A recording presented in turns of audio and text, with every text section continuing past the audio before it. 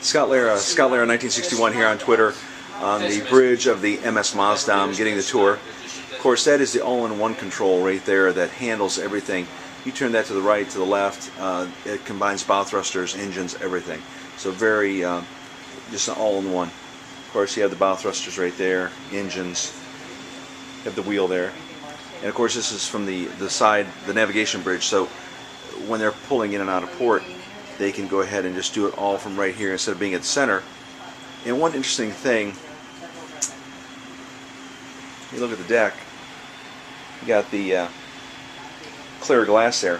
Why is that? So that they can see how close they are to the pier.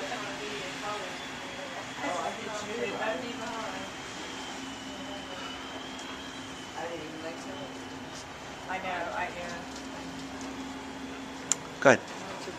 So all the fun stuff we've got here is our communications console here. So this one here is, as I told you, the satellite communication. Short distance radio, long distance radio. This is the telex that nobody ever uses, it's still there. We've got all our lights here, so the main navigation lights, backup navigation lights, emergency lights, not on the command or something, switch those on. Deck lights. One of our favorites, the passenger address system. So that's what the captain uses for the announcements. So that's what I'll be using as well for the emergency announcements and the drill announcements mainly. Now this is a really fancy piece of equipment. It's called a telephone. You've got one of those in your cabin as well. Yeah. It doesn't work either. It actually does work. Yeah. I like having working telephones. Yeah. So this is the stabilizer control panel. Very important. Now, what speed can you not use stabilizers? Don't you have to be at a certain speed to engage them? Well, we can pump them out on any speed. There's no limit to that, but they're not very effective below 10 knots. Right, So okay. below 10 knots you can put them out and they're going to just be there and you're going to have brilliant fun and it's not going to do much. What would be the reason for putting out the stabilizers? Weather?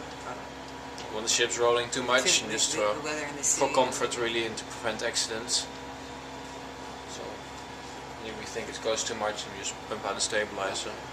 One or two. One's 80% effective and two is 100% effective. So most of the time we just go with one. Really? But that corrects the rolling somewhat. Yeah, well, of course you can't ever really stop it. I mean, it's still the ocean out there. But Right?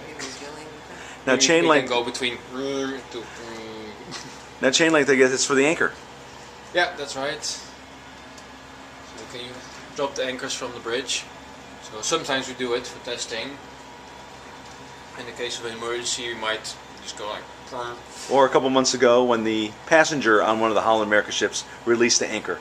Not good. Yeah. Oh, yeah, that's, Really happy? Yeah. that happened, yeah. Yep. He was drunk and a passenger got to it and hit the button.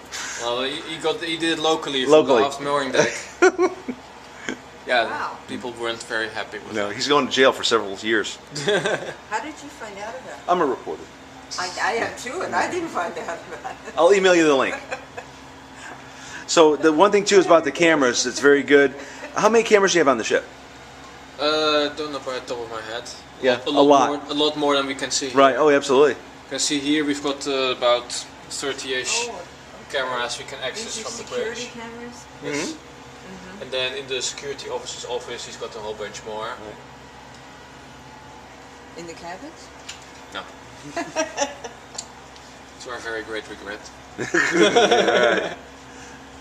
So this is the engine room automation system. So it's just for us, the only thing we can control is the healing water pump. So just keep the ship upright. Anything else we can see but we cannot touch.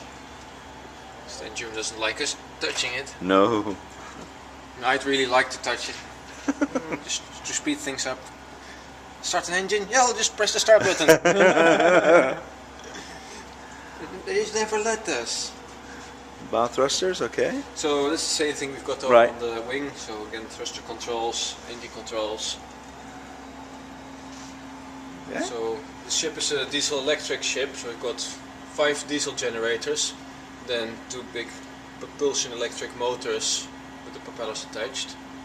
And then you can adjust the pitch on the propellers for speed. Yeah, you can adjust both the pitch and the RPMs. Right. So we just use these ones and it will automatically do whatever it wants. I think it's usually the first bit adjusts the pitch, and then once it's at maximum pitch and you want to go further, you start ramping up the RPMs. RPMs. Then because we're diesel electric, we can stop and start the engines. When we want to go slow, we just stop a couple of engines because you don't need them. Right. And it saves fuel. Exactly, yeah. I know it's one of the biggest costs, you know, is fuel. So. Yeah, so that's why we like it. Yep. So this here is our radar. Does it look anywhere familiar to you? A little bit. But what's your range? Well, at the moment this is set for 48 miles. 48 miles. It's a bit enthusiastic. Just because we have some special stuff going on for a 24-mile range. Hmm. Usually we operate at 12 miles. And you have your depth also on there, huh? Yeah, so these radars, we call them chart radars. So we've got our radar picture, which would be like that. Mm-hmm. But we've also got our chart overlay Your chart, right.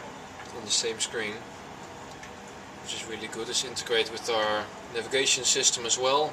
So here we've got our track line, red line. So we decide where to go, and then we can see exactly. And yeah, it's just really good to have the radar and the chart on the same screen. Exactly. And then if the ship's position here is taken from the GPS.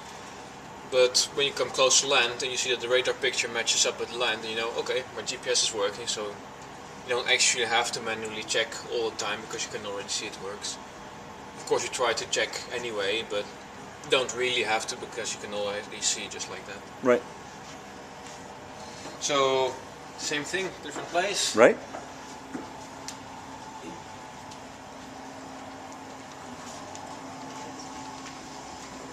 So this is our official ship's logbook. Oh yeah. Still on paper for the coming week or so. Yeah. And this is our new fancy electronic logbook. Oh wow. And your notice to mariners is on there? No. We do get the notice to mariners by email. By email? Then we print them off and apply them to the paper charts. We've still got the paper charts. Now this is basically the replacement for this one. For the log, okay. So we'll be moving to that one very soon, but we haven't done it yet. Okay. So this is our echo sounder, shows us the water depth. The moment is way very deep. That's the captain's announcement. This is the fire detection system. So we're planning on taking a very hot shower in your cabin with the door open. You might just find out. And this controls the watertight doors? No, I can show you that Right, in the back. right. This is the fire detection system, Okay. so just when a detector is set off, we get an alarm on the Okay, bridge. then you know where it is, okay?